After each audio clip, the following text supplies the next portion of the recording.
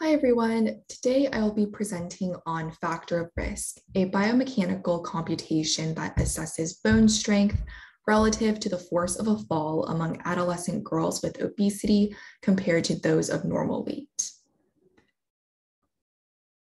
Obesity is the second leading cause of preventable death in the United States. Yet the health risks of obesity are understudied, particularly for adolescents. Among adolescents with bone fractures at the extremities, there's a higher representation of individuals with obesity compared to those of normal weight. Counterintuitively, it's also known that persons with obesity have higher areal and volumetric bone mineral density, which are common markers of bone strength. We wanted to examine the paradoxical relationship between fracture risk and bone density among adolescents with obesity.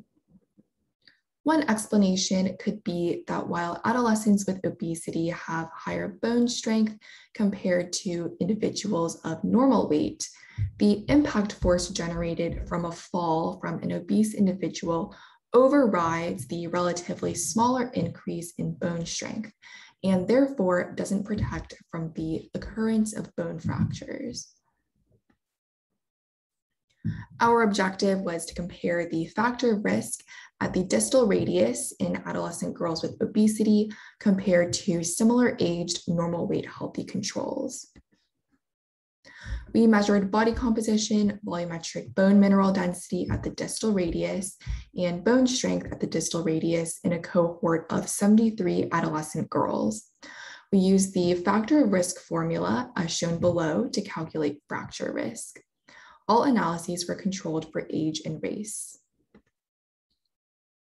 Table 1 here outlines baseline characteristics of individuals with obesity and normal weight controls.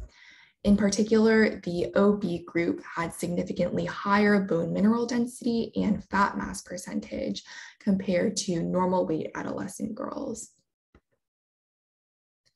In figure 1, it is showing that factor of risk was significantly higher in the OB group compared to the healthy control group. In table 2, we showed how factor of risk is positively correlated with BMI and negatively correlated with bone mineral density at the radius. Interestingly, fat mass was associated with a higher factor of risk, while lean mass was associated with a lower factor of risk. In summary, we found that factor of risk was significantly higher in adolescent girls with obesity compared to healthy controls. We also found that fat mass was associated with a higher factor of risk, while lean mass was associated with a lower factor of risk. As for limitations, this was a cross-sectional study and we only evaluated females. In the future, we aim to conduct a longitudinal study on both males and females to assess bone health at various time points and potential sex differences in bone health.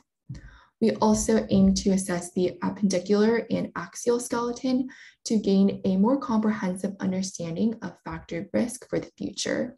Thank you.